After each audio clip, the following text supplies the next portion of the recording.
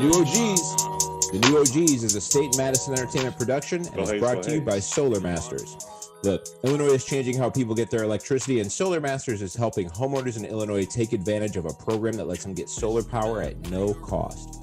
If you're a single-family homeowner in the state of Illinois, you can lower your electric bill, you can raise the value of your home, and you can do something good for the environment without paying a single dollar out of your pocket to do so. In fact, Solar Masters can only work with you if they can save you money. Solar Masters is a Black-owned SunPower dealer, an American panel maker with over 30 years of solar experience, and for the end of 2020, they're also giving a $1,000 cash rebate to anyone who goes solar with them. They even yes, sir. Bobby! Yes, I've missed it. It's been a week and a half. I've missed 2 weeks. Hold on! Yes, Hold on 1 damn second. Yes, sir. You trying to tell me yes, somebody can get a discount on their electricity? Yes, they have a lower electricity bill. They can help do something good for the environment, try to save the world. Yep. And you're going to give them $1,000? And it's going to be $1,000 for them to do so. Man, that's better than the big-legged girl giving you dome, dog. Because they got strong legs. They can stay down there longer. It's a low center of gravity. It's a low center of gravity that does it for them.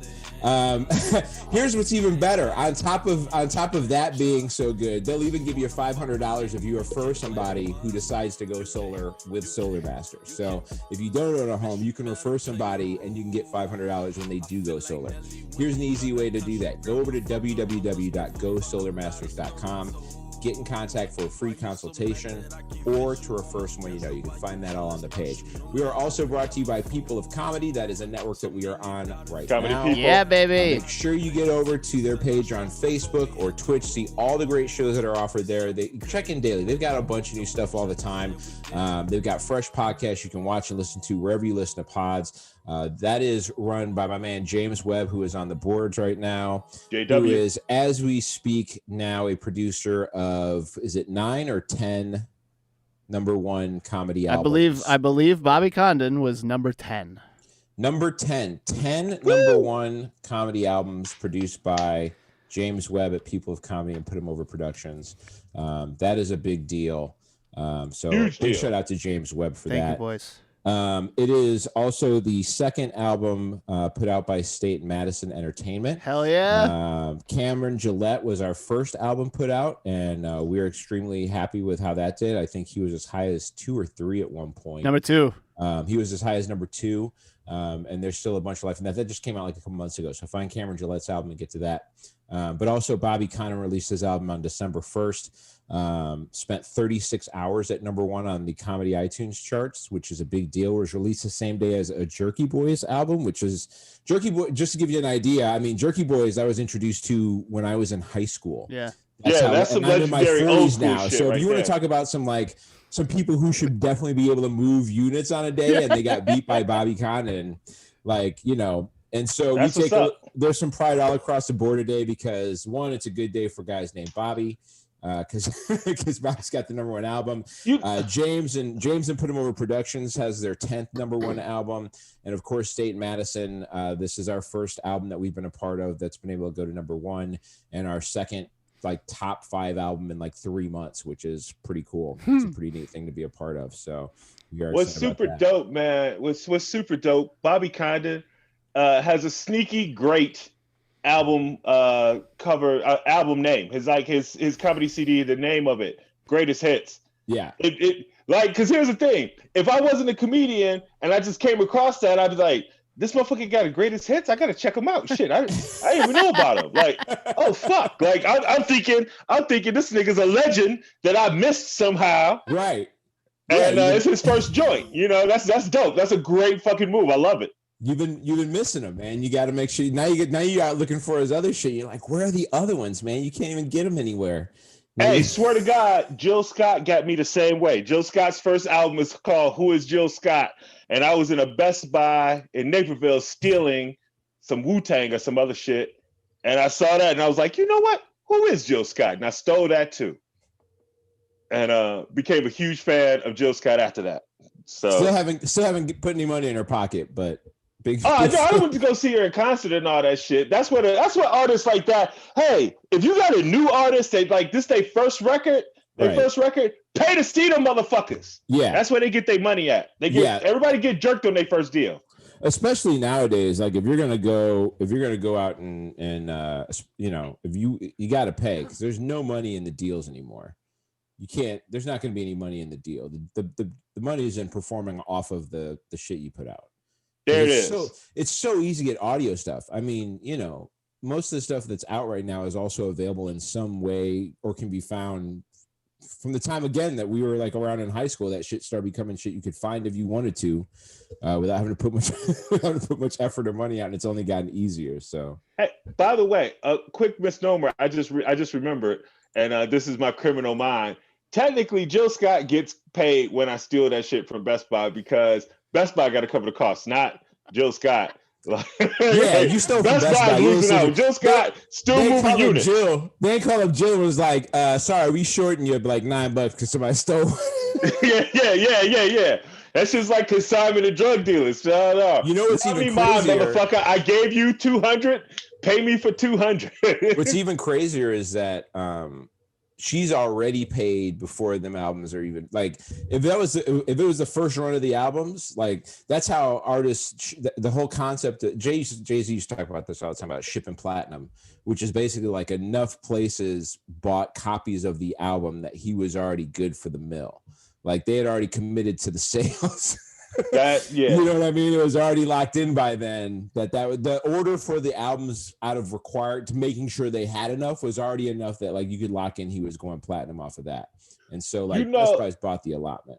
The coldest platinum, I think this is gonna be the coldest. I don't know how you could beat what Beyonce did when she dropped the album and didn't tell nobody and the shit still went platinum by the morning. She dropped the album at midnight and didn't tell nobody she was dropping the album. It was just like there. And like the word of mouth got out that, oh shit, Beyonce dropped Lemonade. And that shit was like multi-million sales by 9 a.m. Yeah. I mean, also, how hard is it to say Beyonce got a new album out and not have people go running for it? She did establish. She had established. I mean, yeah. That's still some gangster shit. It is like, gangster, right? Like, and there's a lot of people I would get excited about if I heard they like surprised. If Childish Gambino dropped a new album, I'd be very happy about that shit. I love his music, but he's not gonna move like 5 million units if he did that shit by surprise. It became that. I mean, she kind of that became a thing. It's like this idea of trying to drop music in the middle of the night and then have it be like everybody's tried to replicate. Was she the first one to do it? Because she was the first one to do it with like no publicity at all, no nothing. Like right? there was nothing. It was like there wasn't even like she's in the studio. There was nothing. It was just like bam, album. There was no tweet. There was no. She didn't put anything out that was like, hey. She dropped the album and then like some 18-year-old bitch at Howard was like, Beyonce got a new album and tweeted that shit. And it just went around the world. It was a rap like after that. It was a rap after that. I think, I don't remember the night particular. I mean, I remember the night it happened only because I think I was coming in from either open micing or a show or something. And I had just happened to be on Twitter at like 2 a.m. And people were losing their fucking mind. Yeah. Like the entire trend was Lemonade and the titles of all the fucking tracks. That was everything that was trending. Dude, that's right. That was crazy for a minute. People were going wild over that shit when that was happening, man. It was super wild. So what's been going on with you, man? How's your week been? What you got going on? I see you got posted in the back of you. What's happening tonight? That's happening later tonight. Live stream, check it out.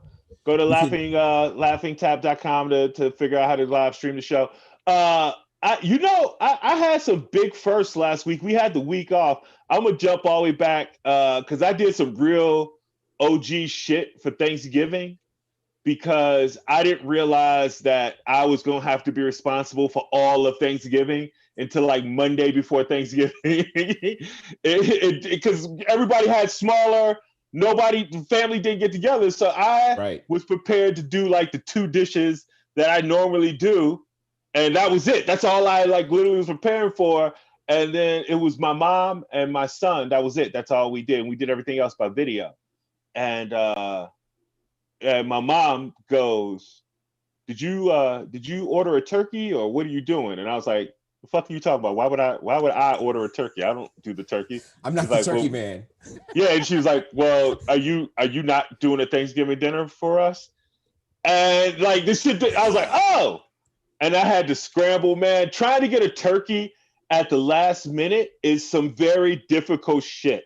Like people look at you like you're not a man. You a Like, bad oh, father. really, nigga? You coming in on Tuesday morning before Thanksgiving trying to get a turkey? The fuck is wrong with you? You're supposed to be throwing it out already. Ass nigga. Yeah. What the There's some ignorant. You a single father. Something else to make you feel shitty as a man. I know it was so. Oh, dude, I almost snapped off on this woman at a sitcom level because I thought, you know what, Boston Market. I used to do that when I lived in LA. I had a team that worked for me, and everybody was from out of town, so I bought Boston Market for everybody. I was like, I'll do that. And Boston Market not open because of COVID. The lobby's not open. You got to go through drive-through. I go through the drive-through and I tell the woman, "Hey, I want one of your Thanksgiving deals. What are my options?" And she gives me like all the options, and I tell her which one I want, and then she goes, "We're sold out." And I was like, "Oh, you sold out of that option?" Because then I'm thinking, why did you give me that option if you're sold out? They were sold out of all the options. They didn't have a Thanksgiving option at all, and the bitch still gave me all the options and made me pick one. Like, she asked me which one did I want, only to tell me that they didn't have them.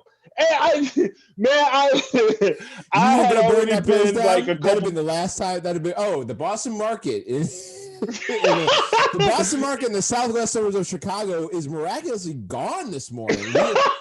It's like they lucky I didn't set that motherfucker on fire. So man, I was so fucking mad at this woman, and plus. They had. She was probably mad at you for interrupting her trying to prepare everybody else's Thanksgiving meal. This motherfucker think he gonna ask put a me sign up. Put a fucking sign up in the window. Hey, we ain't got no more Thanksgiving shit, yo. You know, when I used to live in LA, I used to work for this actor at a Chicago themed restaurant out there, and one of their big deals is they made heart-shaped pizzas for Valentine's Day. I remember these. And we used to post everywhere, like, if you want a heart-shaped pizza, you need to order like 2 weeks in advance, because if you come in on Valentine's Day, we only have so much oven space. So like, and we only got so much material. So, and we're only planning to make, we got so many pizzas to make that to make enough for the day, like we would get to the point where like we can't make any more pizzas because there's no time or room in the oven except to like little break points, right? We'd have like an hour. We'd be like, all right, if you want a pizza right now from 3 to 4 p.m., they're available because nobody's picking them up now. So we got oven space, right? But like people would show up on that day and would be shocked that they couldn't get it. and like we'd have signs out for a month ahead of time that are just like 2 months ahead of time. They're just like, hey, it's January 3rd.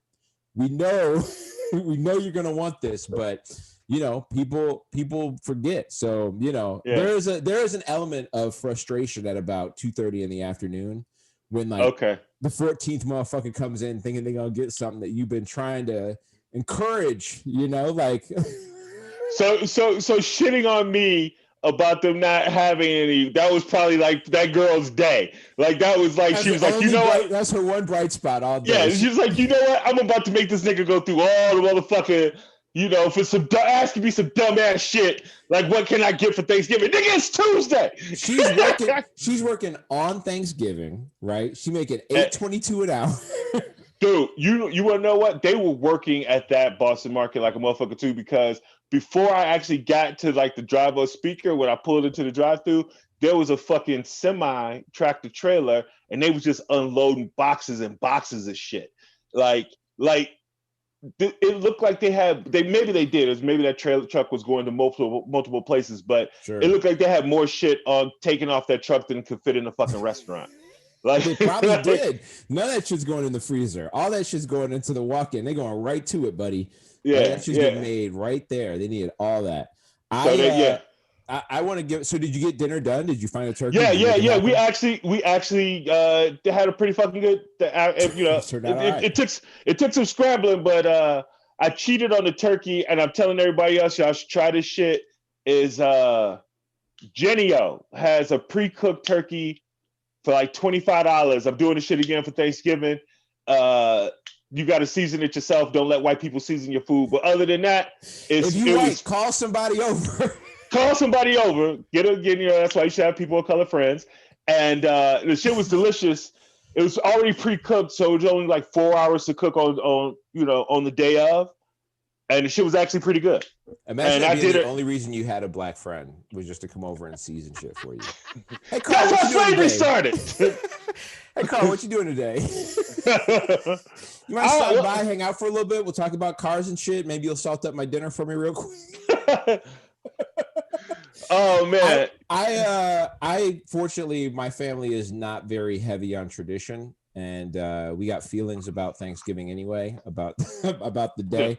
But it is a chance to get like some family time. So like, and obviously we're all being pandemic safe and we're all in different places. So we did a Zoom call in the morning, which was hot because like I'm so glad that my mom is good with tech. You know what I mean? Like I'm so glad that she's good. It is so grateful that like I could get on Zoom. She was ready. You know what I mean? She wasn't fumbling. She wasn't complaining about it. She was like, even at the end, she was like, this is actually pretty cool. This is so easy to do instead of having to like worry about who's getting wherever. This was so simple.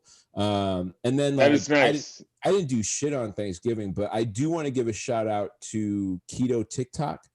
Keto TikTok deserves special mention because I've got so much keto shit, and then I'll go and I'll like Google keto stuff, but like, man, if you type in keto and like any type of protein, chicken, pork, there is a run of just like recipes that can be handed out in 60 seconds or less that like also are ridiculous. And so I've been making some crazy ass like cracked chicken with bacon and cream cheese on it's good, dude. Just baller ass food that's so easy to make. I just joined TikTok because a friend of the show, shout out Robert Hines. Rob Hines, loves shout outs. Yes, it does.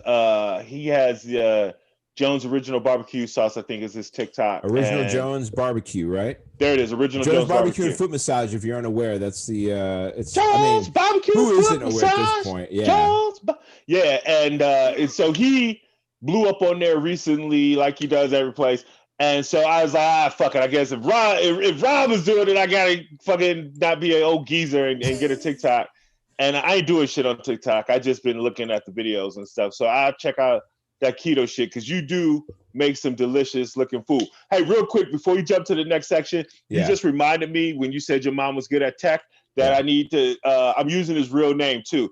Uncle Jake kissed my ass. It was a bullshit. The Zoom call we were supposed to have, the family had, it was called a Zoom call. It was sent from a Zoom thing. It was a fucking G. Was it Google Meets? Google Meets. It was a goddamn Google Meets. So for 35 minutes, I hooked up my shit to work on my TV. I'm trying to show off for the family. I got the 60-inch. Hey, we gonna do ours on the TV. They can see us, the camera, and all this shit. And the shit don't work because it's not fucking Zoom. And I'm angry. My son had to hook it up because that's what they fucking told me after 35 minutes of me being frustrated of just getting like the meeting isn't invalid. Yeah. And so now I don't look like a man on Thanksgiving. So fuck you, Uncle Jake. That's it sounds like you had a couple shots to your manhood on Thanksgiving, but still turned out a turkey, which is so it was mixed results for your Thanksgiving. The thing about being a man is you take a couple shots and you still got to come back. And and I made an apple pie. I know you always talk about the keto shit. I'm talking to the fat people. I made an apple pie from scratch, like fucking peel the apples and all that shit. Nice. And it was pretty fucking amazing. Although, quite honestly, it's really not that hard once you peel the apples. Right. I want to say this about TikTok before we moved on. I don't have any video. I think I've got like a couple of dumb, like it's not even me on the videos. It's like some reposts of shit that I saw that I thought was funny. But like I originally started going on there during the whole election season because Claudia Conway was calling out her parents. And now that the shit is over, I had to stop unfollowing her because now I'm just following like some 16-year-old girl. Oh Yeah, I mean, yeah. like I turned it on one day and she's like dancing on there, and I'm like, this is not for me. This is not. Yeah, okay, we can't. This is not even casually is this for me. There's no version of the world in which I'm trying to watch any of this. If she can go back to shitting on her mom again, I would. Because before she'd be sitting there and be like, my mom sucks ass. She's lying. Here's some bullshit. She'd be about. She's in here coughing. I'm like, all right, cool. I can watch this. Now she's in like short skirts and shit dance. I'm like, she's just doing her regular 16-year-old shit. Yeah, which I have no problem with, but I am not the audience for it. I am exactly. Yeah, I am that's not trying to be the audience. I don't want anybody to have the impression I'm the audience. I have no desire to be that audience. Hey, 16-year-old boys, get in there. That's your world. There you go. I am not a 16-year-old boy. That is pretty sure the boy, my son, follows her. Yeah. He has a wide swath, but her and Malia, that's the younger of the Obama girls. Okay. Those are like, I have been using Malia Obama as motivation for that motherfucker to get better grades. Like, hey man, Michigan, she's at Michigan. She'll be a junior when you're a freshman. I mean, and I actually did. U of M is a baller school to be hooping at too. Like that's not terrible. So and here's the thing, like we not homies and shit, but I know Jawan. So I'm like, look, man, I can get you if you good enough. I can definitely go get you a look. So there's your window. There's your window of opportunity. You're gonna be a starter basketball team.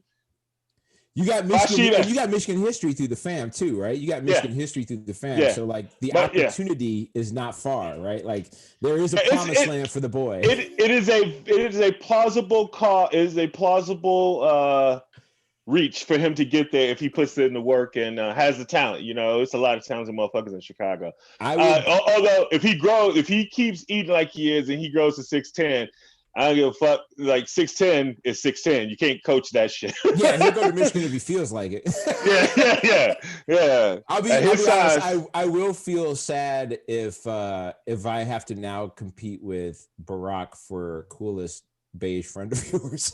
If all of a sudden it's like, I mean, of the beige cats I'd take second to, I'd rather take second to Barack than like Vin. But I'm proud of my boy, and I love him. He hasn't had a shot in hell with Malia. I am just using that as the motivation to give him good grades and keep working real hard. By the time she's a junior by that, like, he's taking coding classes, unless he does some black, what's the motherfucking name on Facebook that we hate? I've erased. No, the owner. I've erased his name. Zuckerberg? Yeah, that motherfucker. I hate him. I've erased his name from my vocabulary because I refuse to do anything Facebook other than post angry shit about white people. Well, you never know, man. A 6'10" freshman looks like a 6'10" junior, honestly.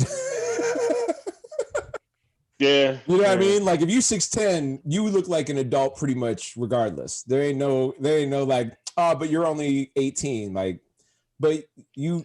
It's not that. I just figured you're 35 in the body though, dog. He so is, man. It bugs the shit. I've gained so much respect for my parents in a way, like everybody does in parenting. Like you realize, oh fuck, my parents put up with some shit I didn't understand. But just feeding dude, like I'm not trying to shit on him eating. I have a very simple conversation with my son. Eat whatever the fuck you feel like eating. It's my job to fill the refrigerator. Like I'm never going to complain about, as long as you healthy and you're not fucking up your health and nothing like that, do what you got to do. But it is like, I might have to start a small business just to keep the refrigerator full. like dude goes through healthy shit. Right. Like a bunch of bananas. That's a day. That's 2 days. He's going to eat them. He's a monster. All muscle. You gotta get that boy to college soon so they can feed him. Yeah. Yes. I am so looking forward to a fucking meal plan. I've been trying to teach him how to cook too, because he made the sweet potatoes. Get him on TikTok. They got recipes on there that are easy. I'm telling you, dude. Like you've eaten some of the stuff that I've made, and like you've seen some of the shit that I make. Good. And I post some of it. But like the thing is like I have zero background. I literally, it's like I saw the directions. I tried it once the way they told me to do it, and then I made the subtle changes to make it taste like what I want. But like, I didn't do anything but like be obedient, right? Like, That's the only thing I did. I was just obedient through the instructions, probably even more so, where I probably, they give you measurements. Sometimes you can be a little off. I'm sitting here like scooping the top off of the half cup. So I don't, you know what I mean? Like I'm way more exact the first time through and the shit turns out all right. So like, it doesn't take much to be an all right cook. You just got to pay attention. It's not that big of a deal. Something that's a weird big deal. Did you see this silver monolith thing that keeps popping up all over the place? Have you seen any of this? Wait, I didn't know. Did it have a second location? Did it drop at a second location? There's been like 3 or 4 of them. Oh, yeah, this is fucking me up a little bit, right? Because earlier this year, the government announced aliens basically probably are there. And now this shit is happening. So now that feels like we tried to tell you niggas earlier this year that some shit was coming. And y'all didn't, y'all was all COVID. Like you weren't paying attention. That's on y'all. That's not us. We told you, motherfuckers. There's been at least one that I think has been debunked as being like completely made. Like somebody. There's been at least one copycat one, but there's been a couple at least that have shown up that like, and then have disappeared. But the craziest shit was this last week. There was one in California that was up near like San Luis Obispo, and like some group of young dudes drove out there in the middle of the night and were posting video the whole time going out, yelling shit about Christ is King, and one of them had a Trump headband on, of course. And it was all this shit about like they were yelling a bunch of racist shit along the way, and they basically went out there and just fucking destroyed the monolith in some anti-alien America first. We're even racist towards actual aliens, maybe type deal. I don't really know. They were seen pushing over the monolith and chanting "America first" and "Christ is King." And one of them had to make America Great headband and called the monolith construction gay. And then they replaced it with a wooden cross. Just man, wow. So here's white people. So, because here's the thing, let's say it's aliens. Let's just say, because it seems like that's what they're coming to fight against, right? If it's aliens, you and me are gonna be all right. Yeah, if it's aliens, clearly Christ, not King, because they got better tech than us. They got better tech than us, dog. Like clearly, there's somebody out there working with some better shit than what we got. Or I don't know, the devil got a better market. I don't know what the fuck's going on. But Christ, I can't. I haven't heard anything about exactly what's going. It obviously seems like a marketing stunt at some level, right? Like not what these guys did, but like the silver things that are just showing up. Like I feel like either it's a long con by Southwest because they look like those boarding things. When you go to line up at Southwest, they got those metal things that you gotta go stand like 1 through 30A. Yeah. And they got the little metal stanchions. Like it looks like those, but. I mean, the first one in Utah was in a place, and that one disappeared. That was in a place that I remember somebody saying putting it out there would have required like the labor to do it. Like there would have been tracks and shit like that. And even if you couldn't see, let's say they put it out there a long time ago and we just now discovered it, the tracks got blown over. When they took the motherfucker, you would have seen the tracks. Unless the only thing I can think of, if somebody used a helicopter, like, and if you're doing all that, like you use a helicopter to take the motherfucker out of there, then what the fuck is going on? Because that's a big expenditure just to go, I made you guys think there's alien. That's like, yeah, that's the weird part. But also somebody potentially filled themselves in a Bigfoot suit years and years ago to try and claim that they had seen Bigfoot too. So, yeah, but a Bigfoot suit and getting a helicopter to put a giant steel monolith in the middle of the desert, that's a step up of game. Like, I did the Bigfoot thing years ago and it was okay. But I think now we gotta go big. I'm hoping we gotta go big. We gotta get bigger than that. Bigger than crop circles, stranger than crop circles, actually. I mean, we could make this a whole different podcast if we gonna start getting into crop circles and shit. Because let's do it. Crop circles have already been debunked, so we're not. How are they doing that? They've been debunked. There's been man-made crop circles that they've shown how that can be done. Oh, okay. You can work crop circles out. That's not as crazy as it was originally before they were like, oh yeah, this could be done. It's a bunch of people in the city who were fooled by a bunch of people that know how to fuck with crops. You know what I mean? Okay. It depends what happened. I've never fucked with any crops, but it's gonna be one of those weird stories that kind of fills the year of insanity. Like while people are dying from COVID, there's an election, like stories like this and like Tiger King and all that shit are gonna be these weird, like underlying. Speaking of which, that lady Carol Baskin, somebody got hurt on her little animal sanctuary, like yesterday or this morning. Imagine that. One of the workers the got place where she has all the wild ass motherfucking animals. Tigers.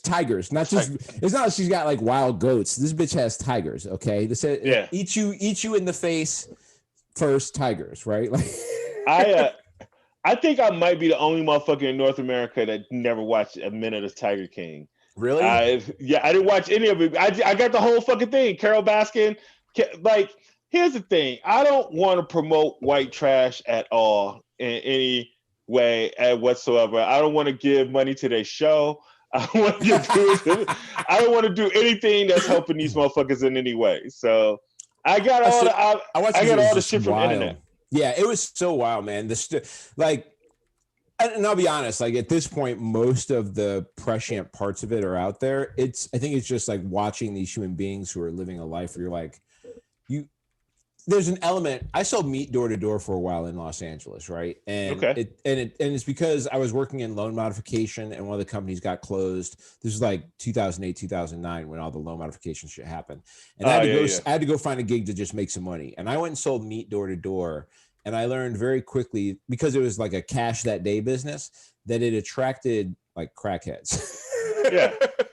And what that did is it gave me an experience of understanding like the things that can put certain people into certain types of jobs, or because like on those tiger sanctuaries, like the people that run them convince the people that are going to work there, like this is where you have to give your everything, and they'll give them a place to stay on the sanctuary and all this other shit to where you're basically just like living there and your full-time life is a sanctuary.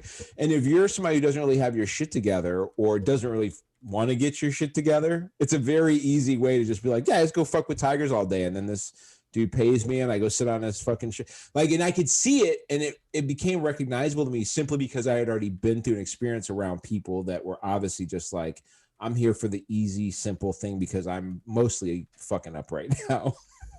Wow. That's Tiger King. Selling meat, Tiger King. Not very strange in who they draw. That is not very strange to me in who they draw. They are very similar to me in the type of people that they draw out. Everybody's getting drawn out by COVID right now. It feels like almost everybody has gotten it. I feel weird almost that I haven't gotten it yet. Hey, shit. I'm ducking and dodging that shit. Dude. I am like, if anybody who's watching this episode, the fucking light keeps going different on my face. I keep moving back and forth. I am not fucked up. I'm not wobbly. I'm on the road. I'm on the road, and I'm shooting the shit with my phone instead of my normal setup. And I'm trying to duck and dodge COVID too. Like, literally right now, you trying to duck and dodge? I'm trying to duck and dodge COVID like a motherfucker. I'm in Wisconsin, man. I'm up here with you. I'm in the same city, same area you are. This is the center, according to everything I see on the news. So I'm not speaking to motherfuckers. I got a full body suit. I'm wearing for the first time ever for a real show, I'm wearing sweats on stage tonight because I want to be able to move. I want to be able to get the fuck out of there. 2-3 coughs, I'm getting the fuck off stage. I'm out. Like, I'm not fucking with you motherfuckers. It's too much shit going on to be messing around. You gonna warn them ahead of time or no?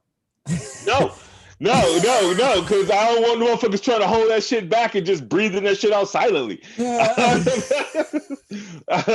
they go, oh, I'm gonna hold it in. He gonna leave. Nah, nigga, go ahead and let that shit out. Let the world know. So the numbers right now, we're getting close to 9/11 totals in daily deaths at the moment.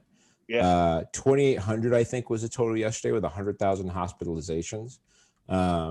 If to put it in terms that make sense, if you're a sports fan, that is like the entire stadium of the University of Michigan going into the hospital in a day. Yeah. Just to give an idea of, it's like 5 NBA stadiums worth of people going into the hospital in a day. The thing that some people, because I even had a very intelligent friend, and we were joking around. I really didn't get into it with him, but he made, he was talking about the people who were still going out and doing shit, and I was like, nah, man, like, it's like even this thing I'm doing tonight. This is you were keeping the audience very, very small, mask and shit like that, social distance, the whole thing. It's mostly the live stream that's what's popping, because this shit is like for real, man. Like, I don't understand how people aren't. I don't know, but the big problem is people don't get is the taxing on the healthcare system is insane right now. Nurses and doctors are fucking fatigued as shit.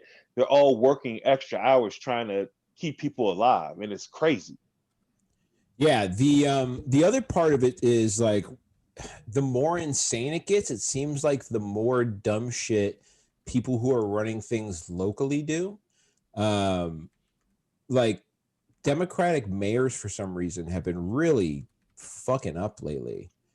Yeah, like, this mayor in Texas, it's in Austin, who is this telling motherfucker's in everybody to Cabo. stay home. This nigga's in Cabo. Like, what the fuck are you doing, man?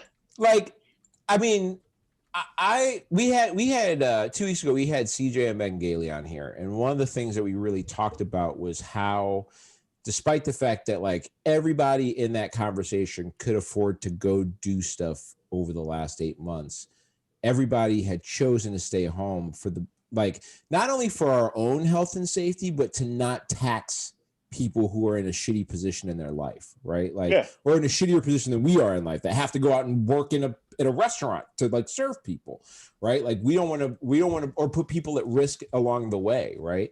And like, in the meantime, out in California, Newsom had that crazy dinner at French Laundry, where there were a bunch of people at that thing. De Blasio's been out doing crazy shit in New York. I think de Blasio was at a gym or something the other day, or he was going to work out at some gym after he shut down the city. Yeah, like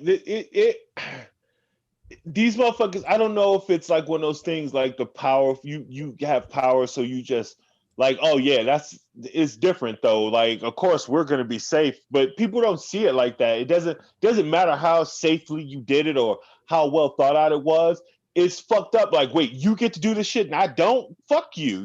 Like, that goes against even though I could probably justify, like, well, some shit has to still happen. Like, but these motherfuckers, you ain't got to go to French Laundry, one of the most expensive restaurants. I didn't know what the fuck that was. For like 22 fucking people, man. Like, yeah, there's no way that was required. There's no way that was necessary. There's no way that there was no way that you couldn't do that a different way. Homie, the leader of Russia has been locked away in his crib for like 8 months. Putin ain't going nowhere. They built special machines to sanitize people after they quarantined for 2 weeks, just so they could come in the same room as him. Yeah. Like that. I like, obviously fuck Putin, fuck Russia, but like, just the basic concept of respect for something that you have no control over, and also the idea of setting an example for people. Now, I'm sure over in Russia, he's got people doing shit that they don't want to do or they're forced to be dealing with, and he's the only one with the special shit. But like, as someone who falls to the left politically, it enrages me when people who preach doing the right thing and knowing better in the situation like turn around and this is why people don't trust Democrats. Like, this is why. Yeah. When you go, oh, why do people think we're just the same as Republicans? This is why. You go to Cabo while telling people to stay home. Like, that equates you, that allows people to create an equative value of party or concern for your actual citizenry, which is what people want to see. If Lori Lightfoot was like, I ain't going nowhere either, I would be in the crib, except for like things that are, if there's some like mayoral thing that is unavoidable, I guess, where the mayor has to be in person for whatever the fuck that could possibly be. But why are you not on Zoom if you can't do it on, like, I don't get it. Send the papers by courier. I'll sign the shit. Send the one witness who sit, like, none of that makes any sense to me. It's unacceptable to me as leaders. It really is. It's embarrassing. It's a stupid self-own that could easily be avoided. I mean, I hate that shit like that equates them to all like the litany of treacherous shit that Republicans have done. I think it's a false equivalent, but I understand when people make that case. It's hard to say because easily if you could look at this, well, if they did this at a time like this, if this motherfucker had to have a fancy fucking dinner with 20 something people in the middle of a pandemic, what the fuck else is he doing? Right. Like clearly, like, obviously there's some other shit that he's breaking the rules on if he had to do this, which yeah, it's just fucking they caught him at the dinner, stupid. right? Like that's where they caught him. Yeah. So yeah. So I mean, and I mean, maybe I'm more of an introvert. I mean, obviously, as a comedian, we're on stage, we like the attention and all that stuff. But maybe I'm more of an introvert than I would believe myself to be. But I don't understand what the fuck the problem is with staying in so much. Now, I know I'm saying this, and like the whole background that I have right now is me performing tonight at a thing. But again, you see the main word up there above my head, live stream. Right. That's what the fuck we're promoting. We're not promoting motherfuckers coming out and being a part of this shit. So right, you're not at a dinner with 22 people at the same table. You're at a comedy venue which seats, I don't know, a couple hundred that they're going to have 10 to 15 people at max, and maybe they'll have 10 to 15 people and everybody else is going to be at home, and like that is not, those things are not the equivalent thing, right? That's like the same people that try and argue that going to church and sitting in the pew next to somebody for an hour and a half is the same as running into a grocery store. Those are not the same thing. I don't understand how the fuck, I mean, even if you go to a big church, I'm not sitting down I'm not stationary next to a bunch of motherfuckers when I'm in a grocery store, when I'm out shopping. I'm in and out. Like, yeah. I'll turn directions. Like if I turn down an aisle and there's like 3 or 4 people, I'm like, I'll go down the aisle in a minute. And I'm just like, I'm out. I'm like, yes. Fine. If I'm leaving and I start to head towards the exit and I'm like, nope, that aisle's got too many people, back up. Like I'll take the extra, what's an extra 5 minutes trying to find a clean exit out the grocery store? Did I tell you about this shit I got mad at a couple weeks ago when I went grocery shopping? I was in the self-checkout aisle, and it was like the whatever lane, and it had the long, it was a long thing at the end where you can send the shit down. And I'm sending the shit down, and one of the workers came over and starts lining my shit up at the end of the thing. And I'm like, stop. I know, I appreciate you doing the job, right? But like the whole point I'm doing all this is so that nobody else touches my shit. Yeah. Like what the fuck are you doing? And here's the thing, it's like I would assume that the natural, like if you've been working at a grocery store for a long time, maybe that's just part of a thing that I'll help out. But like nothing clicked about the fact that we're 8 months into a pandemic. Bobby, I just want a quick check with you.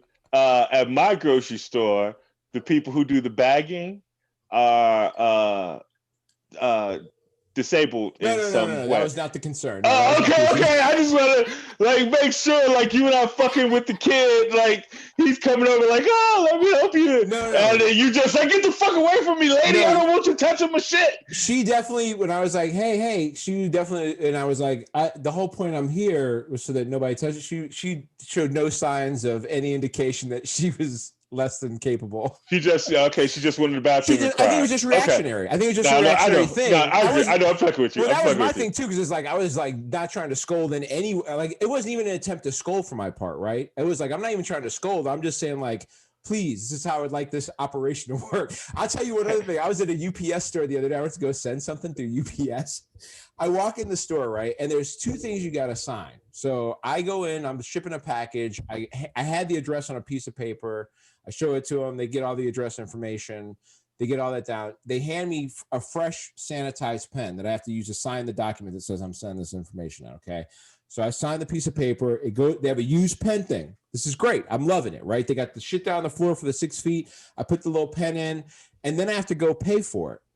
Well, to pay for it, the card reader has a stylus attached to it, but it's just one stylus.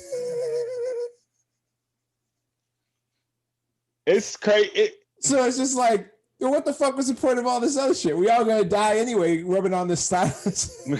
The stylus is the problem. That's what a patient zero is. Hey, I did self-check last week and accidentally stole 2 gallons of milk. I say accidentally. I tell you that everything happened. I got 2 gallons of milk, like a carton of eggs, and like 2 other things. I had 5 things. In my mind, it should have cost like $14-15, right? Right. And while I'm ringing up, I'm doing a self-check, it's going boop, and something's coming up on the screen, and I sit it down. Now, if you sit it down in the bagging area and you didn't it'll make noise. ring it up, it'll make noise, right? Right. So it's not doing that. Then when I go to pay, it starts doing that. So I call like one of the people over. I was like, "Hey, what's going on?" Just tap some shit. She's like, yeah. She tapped some shit. And she did it, and so I didn't see why it was beeping or anything like that. Like it started beeping, I was high as fuck, and it started beeping, and she did it, and I put my card in, I grabbed my shit and left. And while I was sitting in the car, something just popped in my head, like, look at the receipt, and it was like the receipt was like $6. And I was like, nah, no, I had like $15. Like I was looking to see, was there some discounts or some shit? Sometimes you shop at the same place, you get like some kind of money or whatever the fuck. Yeah. I'm like looking, I'm like, no, they just didn't charge me for game. And I didn't know what to do because I was already in my car and it was cold that day. So I just went home. That's crazy. I said accidental shoplift. I don't know if it's accidental once I realized I didn't pay for it. But I was already out the store. You're out the store, man. All you gonna look like is a criminal if you go back in. So since we've been on, they've got a couple of vaccines they're supposed to be fast tracking. There's one by Pfizer and then there's one by Moderna. The Pfizer one requires it to be super fucking cold. But they are talking about being able to get like 100 million doses out within they're talking about by May or June, we might be in the realm of something decent, which is a thing. I mean, it's a start. If they get 100 million, you said 100 million or 100,000? I think 100 million is what they're talking about. 100 million. Excuse me, 100 million by June. That means zombies by Christmas. Cool, cool. I'll be ready. I'm getting back in tackling mode. I'm ready to start fucking people up. I was doing this mostly to fight my son for food when I can't keep filling the refrigerator. But if it's zombies we got to deal with, then that's what you got to deal with, man. That's just what it's going to be. You might, that's the thing is, well, neither you nor I are in a position where we're going to be first up for the vaccines because we're not in any type of a situation, fortunately. So we will get to see firsthand what's going on. We'll see how they do. Well, did you see the other thing? So MIT ran a study with artificial intelligence to do a testing to see the efficacy of the vaccines, and it's turning out to be pretty ineffective for people with Asian and African ancestry. So Black and Asian people, it's very possible that the virus is not going to work for us. The vaccine. The vaccine. The vaccine is not going to work for us. I don't know how I feel about that. I don't know if I should be excited about it or concerned. So this is something that is actual problem in medicine already.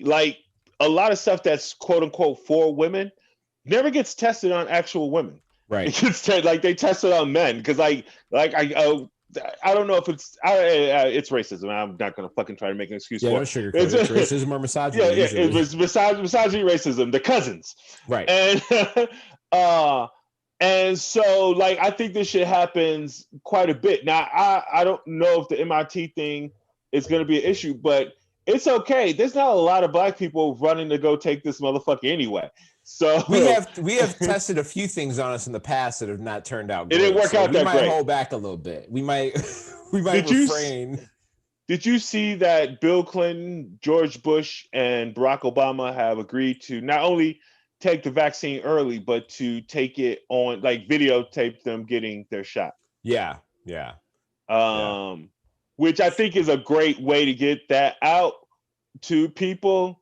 It's going to hurt to kill Barry the zombie.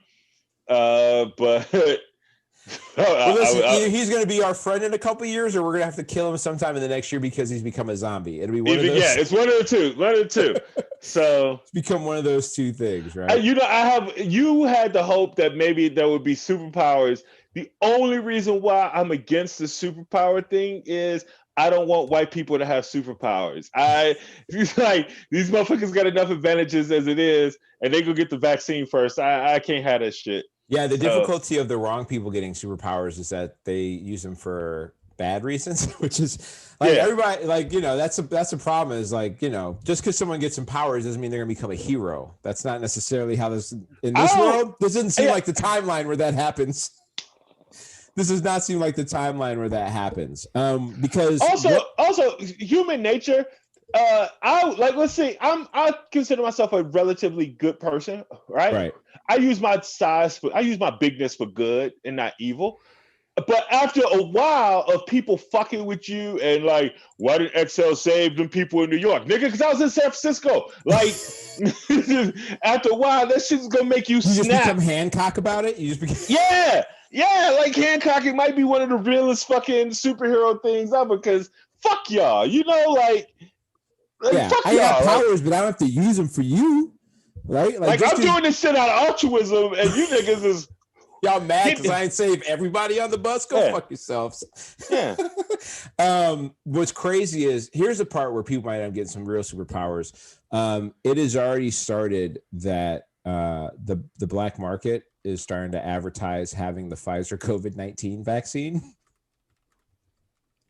The dark web is already advertising the ability to get this vaccine. I don't know how. Maybe I watched too much sci-fi shit, but how stupid you got to be to black market some motherfucking vaccine? Like some vaccine, a fast-tracked vaccine. You go black market this shit? Like I know I keep coming back to the zombie shit. I'm not trying to beat a dead horse, but that's really how that shit happened. It's not gonna be the motherfucker at CVS that turned you into a zombie. It's gonna be Sergio with the trucker black market shit that he got off the docks. That's the shit. You're gonna fuck something up. Something's gonna get fucked up by it for sure, right? Like you're gonna it can't be awesome. I know they're not just selling them like placebo. There's something's gonna be in that motherfucker. They do this shit to drugs. You think they finna do this shit to the vaccine? It's definitely gonna be some cut. Yeah. I think fentanyl got its big push almost through the dark web. So of course this is going to be a great opportunity for them to move to the next deal. You know what I mean? It'll open up the door for a lot of that shit. In the meantime, we still have no money. The money is ours, but we still don't have any of it. I don't know what the deal is. They are starting to move a little bit closer on a $900 billion deal, but I will tell you that your favorite speaker really pissed me off yesterday when she told Jake Tapper to calm down about the stimulus bill. That shit was not exciting to hear. I did not see her say that. I saw it on our notes, and I was otherwise occupied at the time. I couldn't look it up. Sorry. It's all good. Yeah, that does not sound dismissive, man. Like she thinks she's about to get this leg up because Trump is about to go by. And so, for her, I could see like even just dealing with Biden, even if they don't run the Senate, it's still a better deal for her. I think because even I did see Biden saying something about that there will be a stimulus as soon as he becomes president or whatever. Like they're going to do it. Hope is on the way.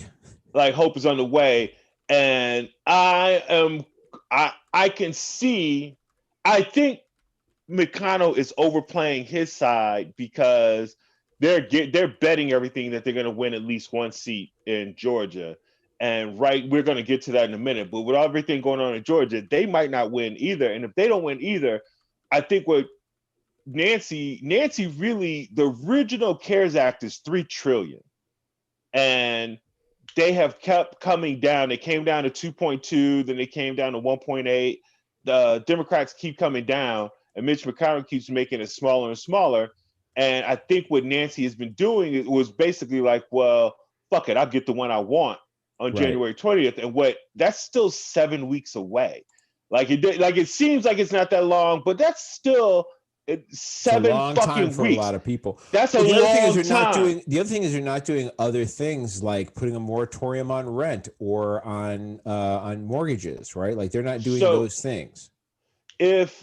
I think if Nancy is doing we're going to do the 900,000 just to get this shit over with, and we'll do the other 2 trillion when Joe's in office. That is cool. I have no idea. I don't know. Here's my only, and the reason why I know you said my favorite speaker. The only reason why I am not ready to jump down her throat, and I agree with you, her saying calm down, it doesn't seem like she's speaking to the people, who need this fucking cash. But she hasn't, when she does shit like that, she's usually never wrong. It's usually at the end you go, I see what the fuck she was doing. There was a reason for it. And so she could be wrong. This could be her miss. This could be the time she misses the jump shot at the end of the game. She ain't perfect. Ain't nobody perfect. Jordan missed jump shots at the end of the game. Nobody's perfect, but Jesus died on the cross. That nigga, This he was perfect. That nigga would have ducked. It's only $180 billion for additional unemployment insurance wrapped in all that $908 billion, which is like,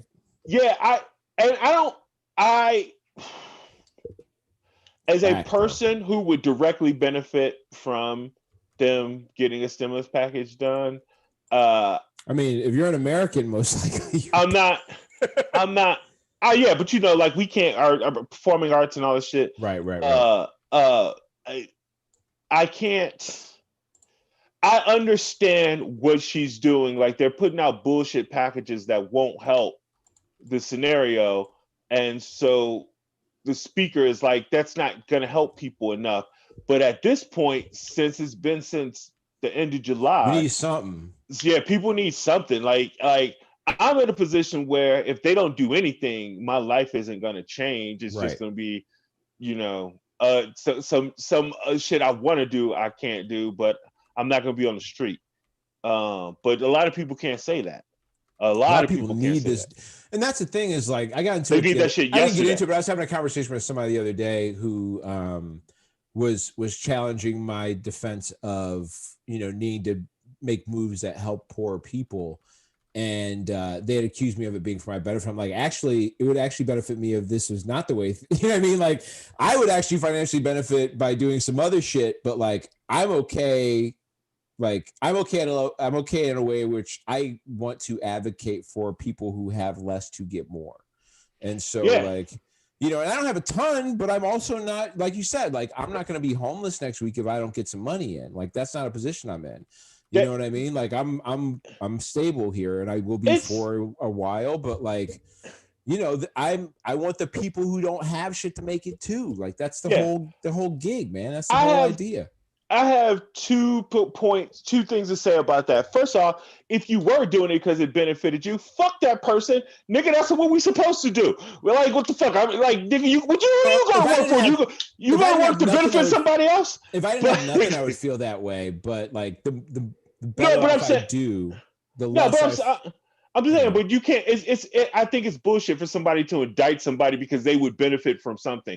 Sure. Like, why the fuck do you think I go to work? At some level, right? Like avoiding. Anyway, your second, But the second thing is, like, I don't understand people not having the ability to understand that helping others helps you. It helps helping the whole. Like, I'm pro canceling student debt. I'm a fucking scholarship athlete, baby. I ain't paying for shit. And my boy ain't gonna pay for shit. I'm going to give him student debt because it helps other people, and I know that helping other people helps the economy, which helps me because there's more loose cash out there. There's more cash for me to get. That is one of the things that Biden is talking about doing. That you know, aside from a stimulus bill of $900 billion right now, if he takes office and cancels, I mean, I think he should cancel all of it because it's like 1.7 trillion. That's not even crazy. But if he were to even cancel 50 grand off of, you know, just reduce everybody's by 50 or whatever, some type of, I'm okay with that because student debt is one of the most heinous things they need to wipe it all out, to be honest. It's one of the most heinous things in the country. Everything about student debt is fucked up because if you, like,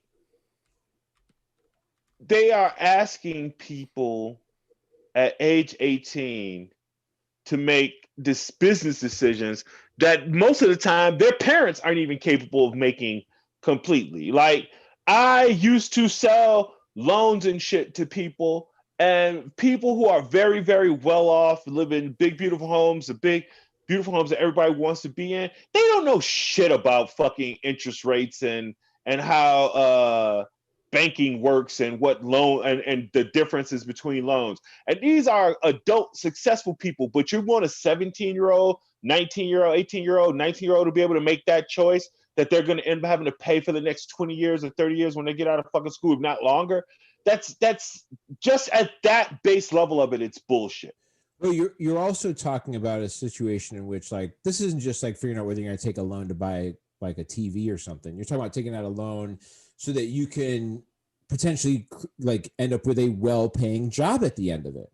Yeah. And right now, that is not the result of going to college. Whether you're, if you're trying to be a high-level thing like a doctor or a lawyer, sure, after incurring $200,000 or $300,000 worth of debt that you may never pay off. Okay, a house worth of debt in the Midwest. Right. If you have a $300,000 house, you probably have a decent home.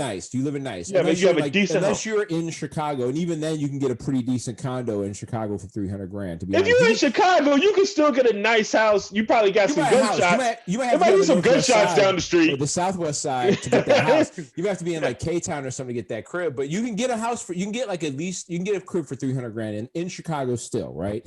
So you have to do that. But then, like, even so it's like this thing where, like, you're not just figuring out where you take a loan. You're figuring out, these schools pitch to you that the only way you will get a job, and most of these jobs that are out here require college degrees, or they want you to have one. Or if you're competing against somebody with one, you will often lose because you don't have one. I don't have a college degree. I've been in those interviews for sales jobs after I had over a decade worth of sales experience. At a place I think that James Webb used to work at, actually, where I didn't have a college degree and I couldn't get a sales gig there because I didn't have, even though I had 15 years worth of sales experience, couldn't get a gig there. So like this, because I had somebody argue with me the other day, well, it's a choice whether you want to take on those loans or not. It's not a choice. The choice, like if you want to be a doctor, there's one route to go.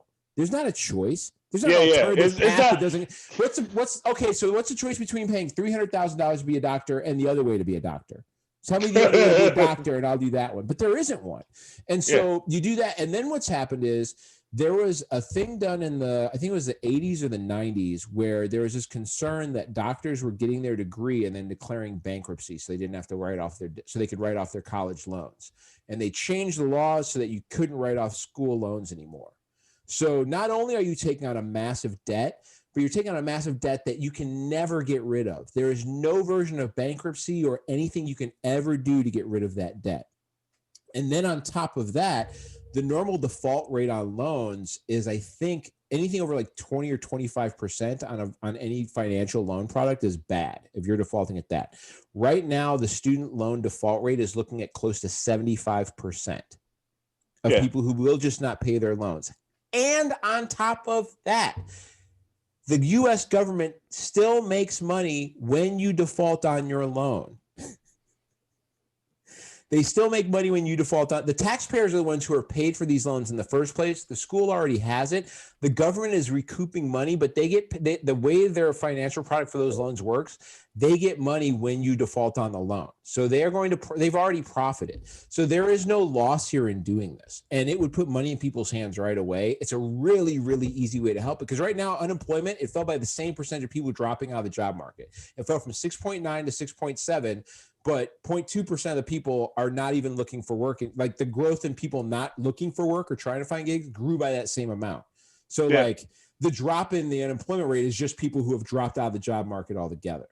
And so it's insane. That's not, I mean, it makes no sense, right? Hey, one more nail in the coffin of the student debt thing. Just one last thing I want to say. I have a son that's 16 years old, and one of the reasons why I had him doing coding classes isn't because I do want him to destroy Mark Zuckerberg, but the real reason is we were in the car talking about like what college gets you and shit like that, and I realized that the opening salary like that kids expect to getting out of college is exactly the same as it was 20 years ago when I got out of college.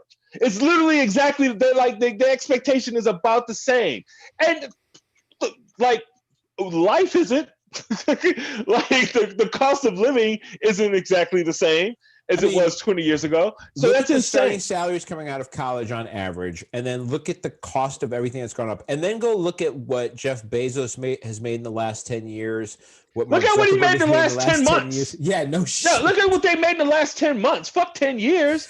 This year alone. I saw a post the other day that said, I don't know why Jeff Bezos won't be Santa Claus. He has all of our information. He knows all the things that we like. We've been buying, like, he's got all the money. There's no reason he couldn't just put on the suit and go drop a bunch of shit off for everybody.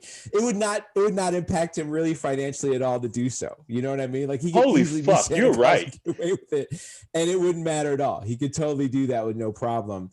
I think also part of this problem though is on us. Like, in India the other day, there was a 250 million person general strike.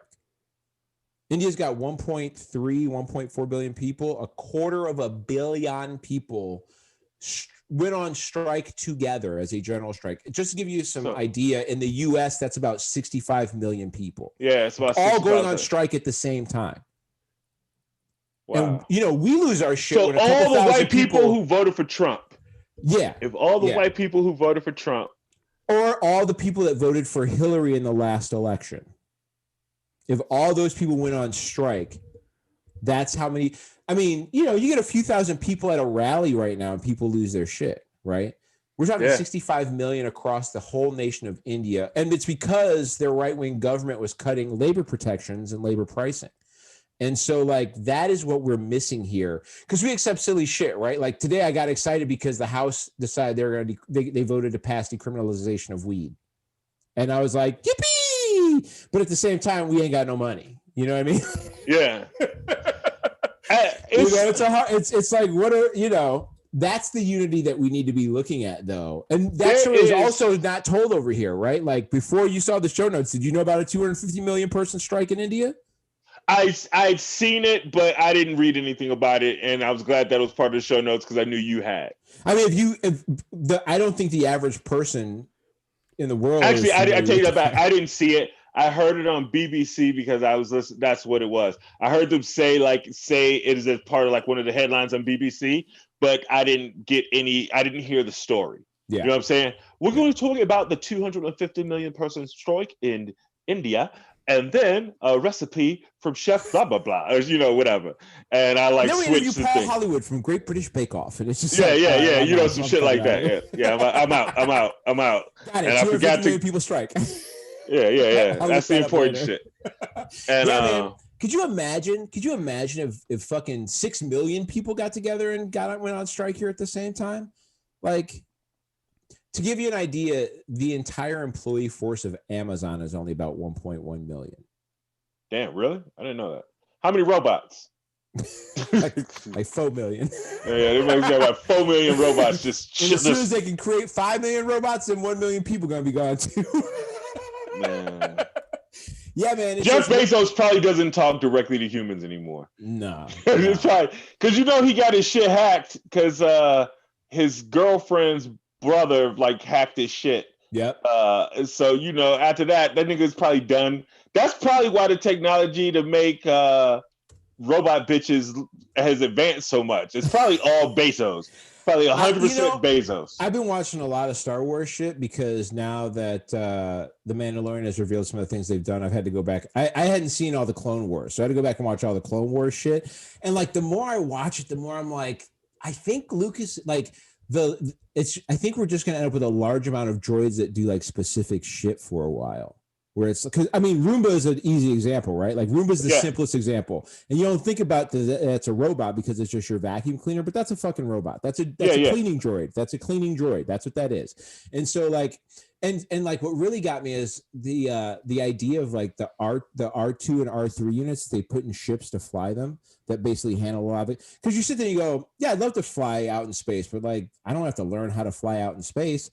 Listen, man, we can put this droid bot in here. It'll do all the work. You plug in the coordinates, it handles all the shit. Like the idea of using droids to pick up the slack for where our shortcomings are, like those things, I think that's a lot more viable as a future. We can get to if the zombies don't come from this vaccine. According to Elon Musk, that's what we're doing now with our phones and shit anyway. Like his Neuralink shit freaks me out. Well, not even just the Neuralink shit. Like we talk about this all the time. Anybody who is 35 or older is old enough to remember before cell phones. You actually remembered all of your friends and family's phone number, and now you don't. You can't. Like I have no idea what the fuck your phone number is, Bobby. I don't know. Gun to my head. Somebody beating the shit out of me. Remember Bobby's phone number? We're gonna kill you. I don't even know what the fuck your phone number starts with. I think it's 312, but if it wasn't, I wouldn't know. You know what I feel has replaced that though is passwords. Yes, I do know my passwords. Like what I used to use to store phone numbers now is how I store my passwords. I do know my passwords. That was batting averages at one point. That used to be batting averages, and then I replaced it with phone numbers when I got old enough, and now I'm replacing that with passwords. It's little stuff. Like I used to remember birthdays. I used to know everybody's birthdays, and there's a couple that I still remember because there's usually like a holiday or something important next to it. Like yours is close to Memorial Day. Yep. That's the only reason I remember your birthday. Yours is very easy to remember because it's Halloween. I mean, that's yeah. Look at that. Men remembering each other's birthday, y'all. Hey, shit is real. I love you. It's real. Hey, I love you too, brother. Hey, I love you, man. Look at this shit. James, you too. Goddammit. He ain't even there. He gonna break. But yeah, like all that shit is in our phones now. Directions. I remember when my son. This is in just the 16 years of my son's life. I remember when he was little, when he was 7, he would always be distracted reading something or playing with some computer shit or something when we're driving, and I used to tell him, "Hey, pay attention. You don't know how to get from here to here," and stuff like that. And I remember he didn't say it, but he kind of looked at me like he didn't understand what the fuck I was talking about because I was telling him like, you're older, you're a man, you got to know how to fucking get around and stuff like that. Like you don't be one of those dudes who don't know how to fucking get around your own city and shit like that. And he was like holding his phone like, the fuck are you talking about, old man?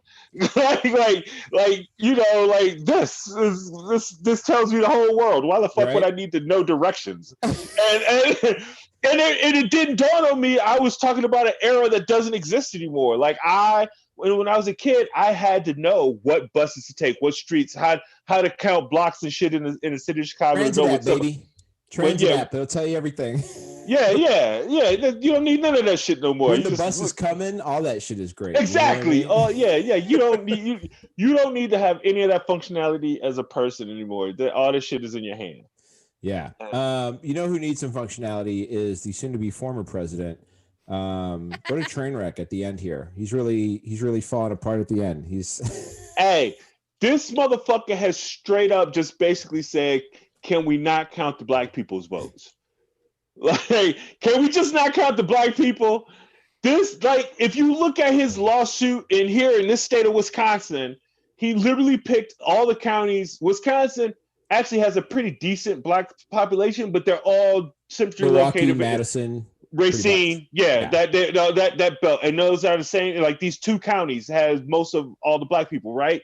This motherfucker was just like, yeah, just throw those counties out, and the rest I'm good with. Yeah. But if we get rid of those counties, like the fuck, are you serious? Try to do the same thing in Detroit. Try to do the same thing in Philadelphia. Yeah. Try to do the same. Wayne County in Detroit. Yeah, I think his total record was something like 1 in 39 on cases.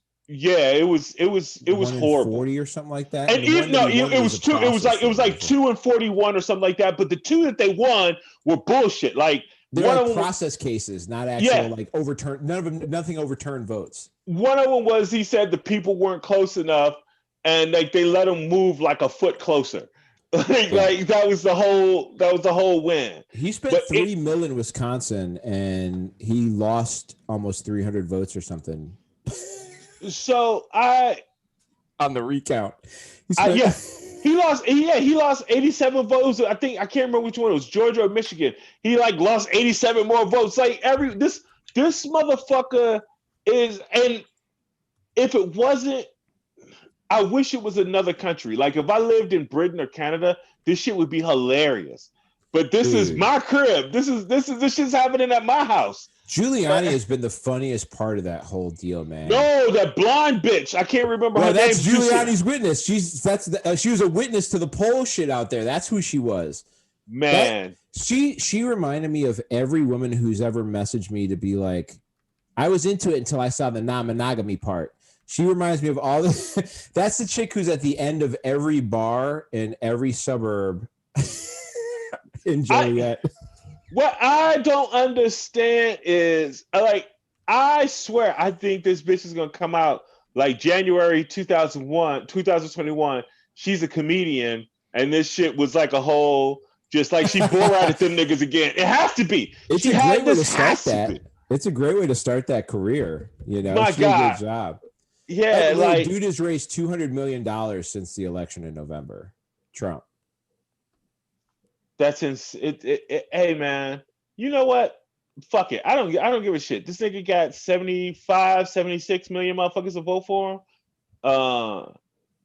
Like, let the motherfuckers keep giving him money, man. I was going to I blocked a bunch of people who were Trump supporters and shit because I just didn't want to hear their shit. I don't need to fuck with you. Clearly, you don't give a shit about me. And I was going to unblock them on election day because I knew Biden was going to win. And I wanted to unblock them just to like watch some niggas suffer and roll. And I didn't. And it's the best thing that I ever did because I just like my life without these motherfuckers is better. It's just so much better of not having to deal with these bastards. Dude, there's been a lot more chill going on. Every day we get a little bit, more into being concerned about new shit and less talking about this dude. It's to the point. It's to the point that, like, we talked on this show. We were talking about shit that Democrats are doing fucking up. We wouldn't have talked about Democrats fucking up a few months ago because we have so much Trump shit fucking up and other shit fucking up that I wouldn't have cared about that other shit. I would have been like, I don't give a fuck if they was fucking up. Look at this nigga. So much more Democrat shit I want to talk about fucking up I'm excited to get into, right? Like I'm excited to get back into this thing of like, oh no, here's how we have to get better at this shit. Yeah, because he's so irrelevant now. And I feel good because I was saying this shit before, and I was trying to do the positive thinking. Like if I say it enough, maybe it'll be true. I didn't know if it was going to be a civil war or not, but I gambled a lot on him being a coward and not actually brave enough to say do some shit. You know what I'm saying? He was going to need somebody else to like start that shit. And maybe he would still down there in Georgia trying to talk about cutting off people's heads and shit. It's still yeah. And the coup attempt is not over. There's still people down in that dude Lynn Wood down in Georgia is out of his fucking mind. And hey man, that shit is great though. I love it. Yeah. Well, that's what's gonna happen, right? Like, I've been harping on the idea of like my allegiance to the Democratic Party is on super thin ice right now, and how like I'm ready to go and support some parties for. And while that's happening, like this whole thing in Georgia, people fighting over whether you should go vote or not on the right is literally separating that party into like the Republicans of Trump and then like Republicans. That seems to be what's going on. Yeah, and there's that dude has got a following. Like he's got Trump style rallies happening, and these motherfuckers are like not gonna vote, and they're shitting on the Republican candidates, saying that they don't deserve to get their vote, and that can't. I Not only is it that group of people not going, but I can see that depressing the Republican turnout because the Democrats are excited. Like the Democrats are like, oh shit, we could turn Georgia blue. Let's make this shit happen. Like I don't hear any negative on Warnock or Ossoff. Is that I'm saying that? Yeah, Ossoff. I don't hear anything negative on the blue side of the ticket. It's these motherfuckers on the and Trump going there tomorrow, and this sorry motherfucker, he like it's such a great I actually can't wait to see what he does tomorrow because who knows, man. The Linwood dude is basically preaching the Trump. He's preaching Trump shit. So how Trump can't go against him, right? And he's got to go down there and talk about the vote being rigged. He's got to go down there and talk rigged all the time. He can't talk about go vote. He can't. So, you can't pitch that with any reality. So I want to see like this motherfucker is I will say this as far as grifter goes, he's a coward and a piece of shit, but he's a brilliant grifter, amazing grifter. And I gotta see how this motherfucker does it. It's showtime. Let's see it. WPT Barnum. Let's see what you do, man. We got about 10 minutes left before we get out of here. I'm so glad that Trump has taken up so little of the actual time of the show today. After so long of having to talk about so much, I'm so glad he's so low on the totem pole of what we're talking about. On some entertainment shit before we're done. You saw Dave Chappelle's Unforgiven. I'm assuming. I'm sure. Yeah, man, it was fucking beautiful. It was beautiful. There's two sides of it. You know what I mean? Like as an artist. His reality and truth about Chappelle's show, I think, is important because I remember when he left that and how the number of rumors, man. There was a conspiracy at one point that, Cosby was calling him up and shitting on him for saying, for the shit he was putting on the show. And I'll be honest, brother. Like, and I'm sure you probably heard some of this. There are conspiracies about motherfuckers showing up at his crib trying to talk to him about how to be and shit like that. Like about like Black Lead, like Oprah and shit, like showing up at Chappelle's crib. Like that was a conspiracy that was going around when he left that show. And for him to be as honest about why he left it, and like his feelings on networks and that truth about dealing with the business in that range, I thought was very honest. What I thought was difficult was this is also a person that wants to be able to say whatever he wants, whether you feel bad or not, specifically saying, I like Netflix because they did something because they fixed something because it made me feel bad. Right. Like he's had a couple of specials and like, I love Dave Chappelle. I think he's one of the most brilliant comics out there, but like he caught some flack for the trans material he had out, and he pushed back on it in a way that would be the equivalent of Netflix telling him to fuck off. You know what I mean? Like it is hypocritical. Like, and here's the thing: he's just a guy, right? So like he can be hypocritical. That's the thing that happens, and it doesn't necessarily change. But I think it is wise to acknowledge that that is hypocrisy. To like ask Netflix to not play it because you feel bad and they respect that. And then trans people go, don't make jokes about trans people. He goes, I don't care if you feel bad. I say what the fuck I want. Right. Like it cuts a little both ways. Yeah.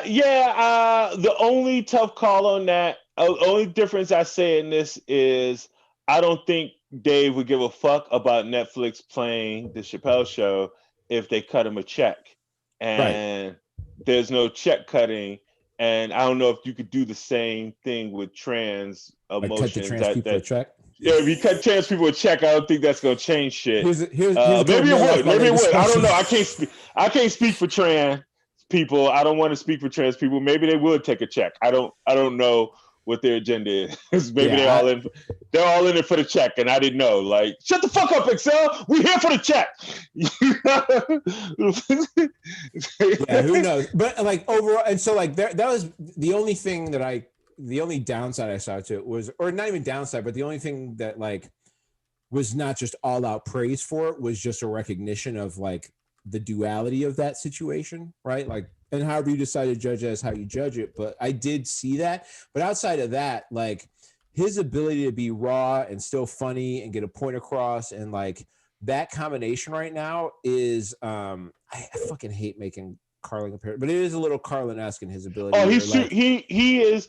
There is never Bruce like, but like always funny instead of like. So just... I don't know another comic even prior didn't get to. I don't think intentionally got to a space where Chappelle is now close to Carlin, and I think he is better than Carlin at Carlin.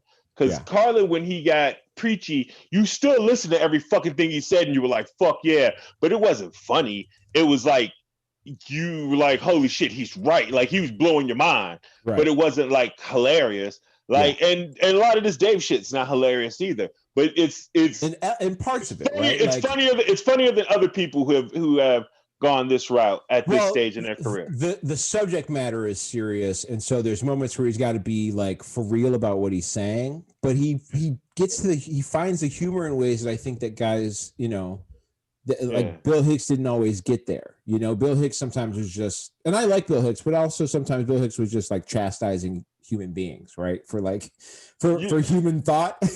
And Chappelle has a place. There's obviously a place Chappelle's going with the time that he's got, which I think is a big deal. Somebody who ran out of time was Nate Robinson. Man, the internet's got Nate Robinson forever, though. Hey, dude! Shout out to the homie Dave Hellam and who's Dave Hellam has a show with Eli Hamilton. Jason Grays. They were talking about after a couple days, they were like, leave that man alone. Hey, I'm sorry, Dave and Eli. No, I will not. That motherfucker went out and did that shit, and he probably got YouTube boys feeling like they could do some shit. They're gonna get a lot of them fucked up. Yeah. Most of us ain't Nate Robinson. And I do one thing I want to say about this real quick is I wasn't up for the Tyson and them fight. As soon as I found out that I saw what the rules were, I was like, this is gonna be a bullshit fight. These motherfuckers they dancing. There's gonna they dancing. I'm like, this I don't no knockouts, no fucking. And, to be honest, had I known that there were other, I didn't even pay attention to what the undercards and shit was. I probably would have got into it to see the Nate Robinson fight. So I saw the shit after the fact. But I would have said, had I known he was fighting, I would have told y'all that was probably going to be the outcome out the gate. Not because I know anything about Nate Robinson. NBA niggas can't fight. Like, there's like no NBA, like there's like 5 dudes in the whole NBA that can fight. Like, literally. That's not an exaggeration. And think 2 of them are Ben Wallace. Yeah. Like right now, there's what's your man? Draymond Green. Draymond Green will knock a motherfucker out. Yep. And it's the Morris twins. They will knock a motherfucker. The Morris twins will shoot you on the court. The Morris twins will. yeah. They're like that scene from what the fuck is that movie where the dude runs and grabs his bag and clears the court? Oh yeah, I'm gonna go back to my car, get my other gun. Yeah, I'm shooting everybody. White man can't jump. He says that white man can't jump. Yeah. I'm shooting everybody. Like, the Morris twins will fuck you up, and it's like maybe a few other cats, 2 or 3 other cats tops. And I'm saying this as a ball player. I was a football player first, and I fought a shit ton before I got good at basketball. League, so you could be a fighter. yeah, exactly. But like motherfuckers that make it to the league, man, they don't know how to fight because they ain't never had to fight. You 6'8" when you 13. Who the fuck are you fighting? Who the fuck is challenging you to any real fights? You never really get a chance to actually throw hands with anybody because you're the biggest motherfucker around. Nobody fucks with you. And if you show up to fight, you fucking somebody up quick. It's not a challenge. But they don't. And so the reason why when you see NBA fights, why they can't fight is because that's the first time they fought a motherfucker with the same reach as them. Like they fucking up people quick because you 6'8" and I could be a half a foot away from you and knock you the fuck out. You can't touch me. Right? Well, with another 7 foot nigga swinging at you, like, oh shit, he can hit me too. That's why they always look like they doing the limbo where they trying to fight. They always fight like this. Look like some giraffes and shit. They don't know what the fuck they doing. So even though Nate Robinson is a smaller NBA player, he's only 5'9", I think. Yeah. Yeah, he ain't fought nobody. No. He ain't fought nobody. He got his ass handed to him fast too. Yeah. He went 2 rounds, right? Yeah, it was second round. That was it. Yeah, man. Who is it? Joey Villagomez has a great one. He has the island dudes that carry your casket. the Nigerian casket carriers just carrying. Yeah. That dude. 2 more things or 3 more things I want to touch on before we get out of here. Ellen Page, she was in Juno. She's in Umbrella Academy, which is really good. She has changed her name to Elliot Page and is now has come out as transgender. He has come out as transgender, is going by Elliot Page, which Elliot is dope. I mean, when Elliot was Ellen was dope. I'm ready to be a fan of Elliot now. I ain't got no issue with that. I'm all in. I hope he comes back to Umbrella Academy for another season because that show is dope. Yeah, he is. All right, cool. Yes. I can't wait. I'll be excited to see that happen. Hey, I'm very excited for him, and I'm 100% on board. What I am upset about is not upset, but we got to figure out a way to do this shit better.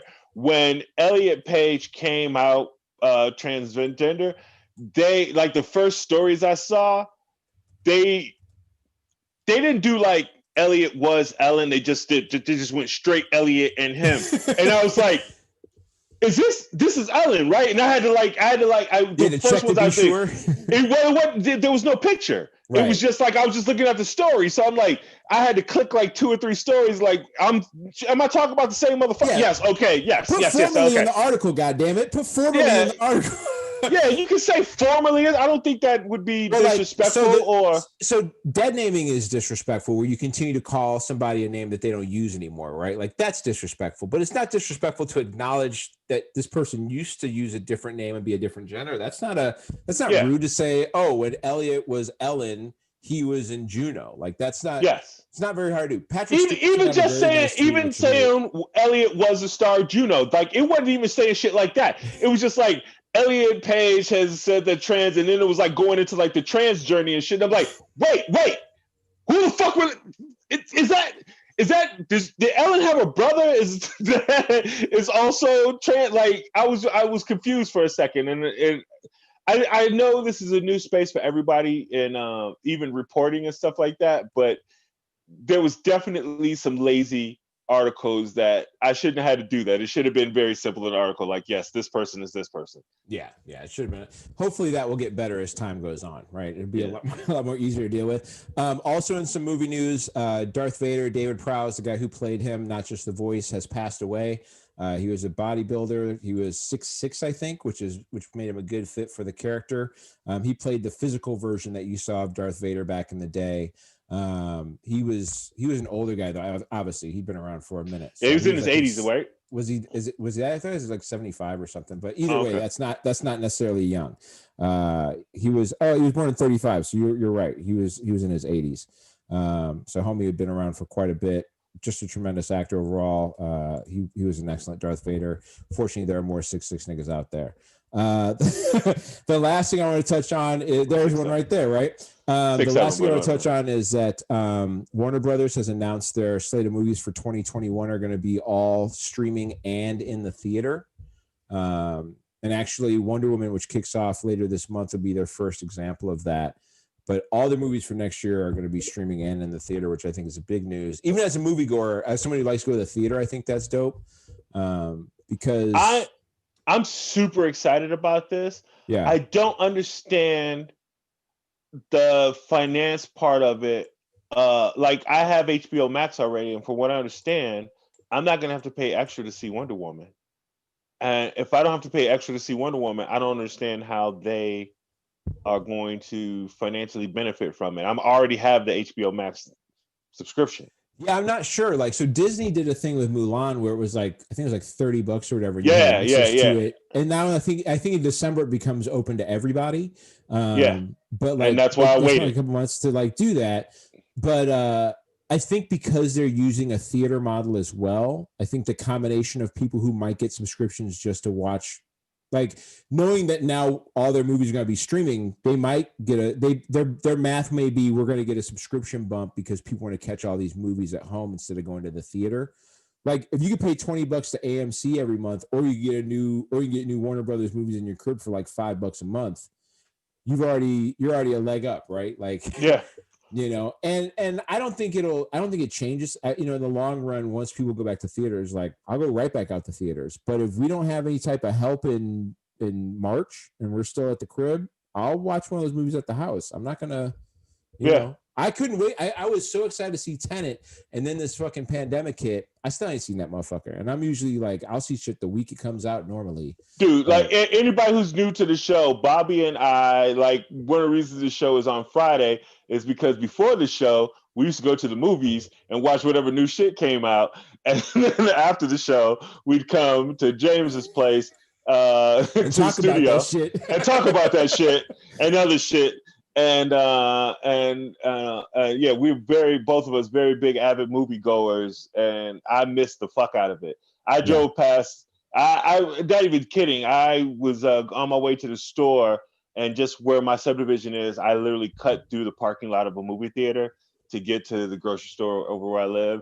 And it was just empty on a Saturday morning when it normally would have been jam-packed around that time I was driving through. It was like noon, 11:30 noon, so like the early Saturday rush would have been happening, and it was completely empty, and it made me sad. Like fuck. And I hate that movie. That particular theater I never go to. It's a piece of shit. But I was still like, damn. Like I don't want to lose it, I just want I want them to get better. I don't want them to be, So as the screen says, you're at Laughing Tap tonight. Get over to laughingtap.com and catch that. Where can they find you on social media if they're not XL Comedy? At XL Comedy on IG, Twitter, and Facebook if you have to see me on Facebook. Nice. Also, I'm on Tumblr at a thing called Tumblr. XL Comedy. Sorry, I had chocolate mushrooms and it took a little longer to kick in. They're just now kicking in. So you can find me at Mocha_Jesus on Twitter and Instagram. You can find the show at New OGs Pod on Twitter and Instagram. Go to People of Comedy Network and People of Comedy on Instagram and Twitter. Find all their great shows there. Get Bobby Condon's album. Get Cameron Gillette's album. Get them back up to #1. Get to go Solar Masters, refer somebody you know. Thank you guys so much for sticking with us. We did a longer today because we were gone for last week, but we're happy to be back. We'll be back next Friday also. Thank you guys so much. We're out of here. That's what's up. That's what's up. Go ahead. Just to say we did it, fuck a critic on my pivot. I've been ballin'. Engine louder than T-Pain. When I started. Fuck your bitch, now she get attachment. She get calling.